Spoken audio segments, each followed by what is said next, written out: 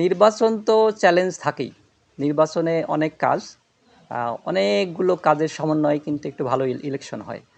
তো এই কাজগুলো আমরা করতে পারবো, এই কনফিডেন্স আমাদের আছে এবং আমরা সেই জন্যই কিন্তু প্রত্যেক দিন কাজ করে যাচ্ছি।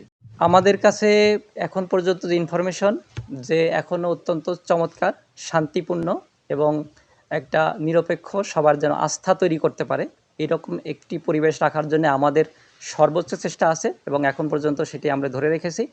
এবং আমরা আশ্বস্ত করতে চাই যে ভোট গ্রহণ পর্যন্ত এইরকম একটা চমৎকার পরিবেশ আমরা ধরে রাখবো। আমরা নিশ্চিত করতে চাই যে প্রত্যেক প্রার্থী তারা তাদের মতো করে আইন কানুনের মধ্যে থেকে ইলেকশনে অংশগ্রহণ করবেন এবং তাদেরকে যে একটি লেভেল প্লেয়িং ফিল্ড দেওয়ার কথা, যে দায়িত্ব আমরা নিয়েছি, সেই দায়িত্ব আমরা আমাদের সর্বোচ্চ চেষ্টা সহকারে পালন করতেছি। এটা আপনারা জানেন যে একটা লম্বা শিডিউল আছে এবং কোন সময়ে কোন কাজটা হবে এটা বলে দেওয়া আছে। নির্বাচনী আচরণবিধির বিষয়গুলো আছে।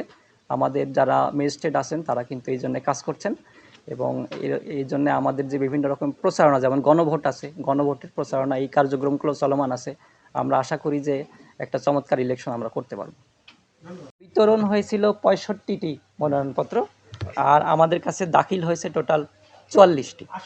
আমি যদি আসন ভিত্তিক বলি তাহলে ঢাকা 1 আসনে মনোনয়নপত্র দাখিল হয়েছে 8টি, ঢাকা 2-এ 3টি, ঢাকা 3-এ 16টি, ঢাকা 19-এ 11টি এবং ঢাকা 20-এ 6টি, টোটাল 44টি।